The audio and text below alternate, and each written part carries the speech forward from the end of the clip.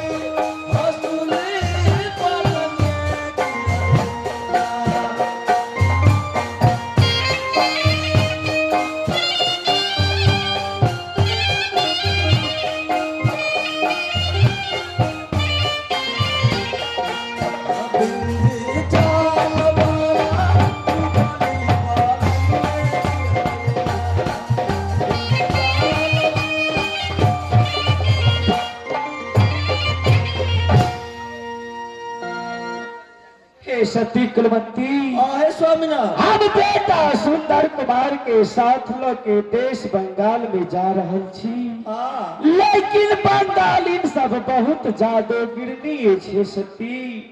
लेकिन एक बात अपने ध्यान रखबे, बोलू ना। सुबह है स्नान करके तुलसी चौरा में जल के चढ़ेबे। यदि तुलसी मौला जेते तब बुझबे कि हमरा पतिदेव के ऊपर में या बेटा सुंदर कुमार के ऊपर में कोई घटना के घट गेल ही सकती। हाँ है पति। और सगुन के पोथी से हो उच्चारण करत रहा। हाँ बड़ा अथी तो हाँ सब तैयारी भ गेलै। लता कपड़ा देख लिए?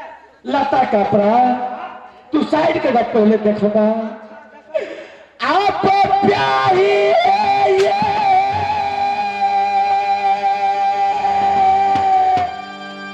या बसूरता ये सूरता ये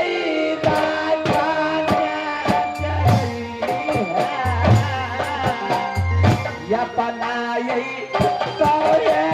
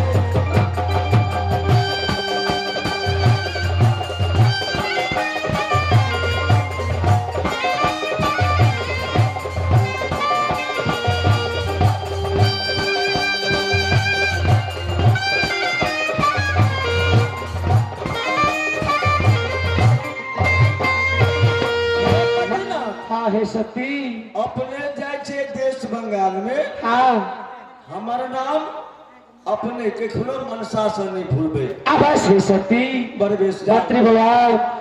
सबसे पहले तू कपड़ा दिखावा, सब ताई माय बाबू भैया सब कोई देख ले केकरा वास्ते कौन कौन सामान ले छे से पहले दिखावा।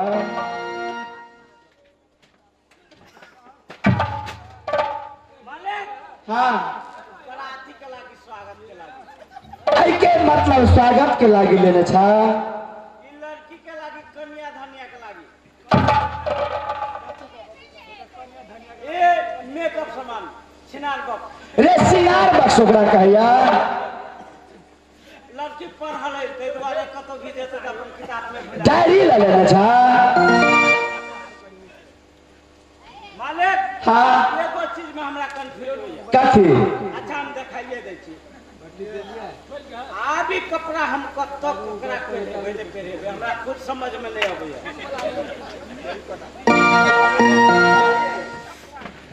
मालिक यो हाँ हमरा अंदाज में यही जोकरा कपड़ा है।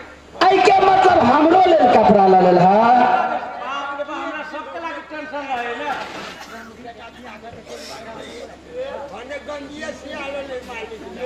मालिक के लागी केरा पेट तो दे हाथ नहीं डोलते। हाँ मंत्री बाबा अरे ये हमर कपड़ा है।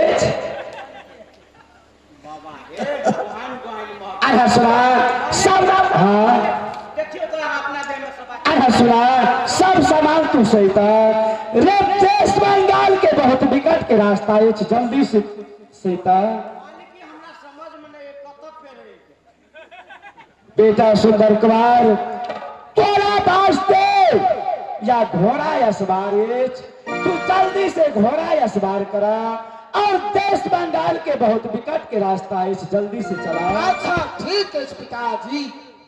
जल्दी से घोड़ा या सवार करा आपस साजल भैया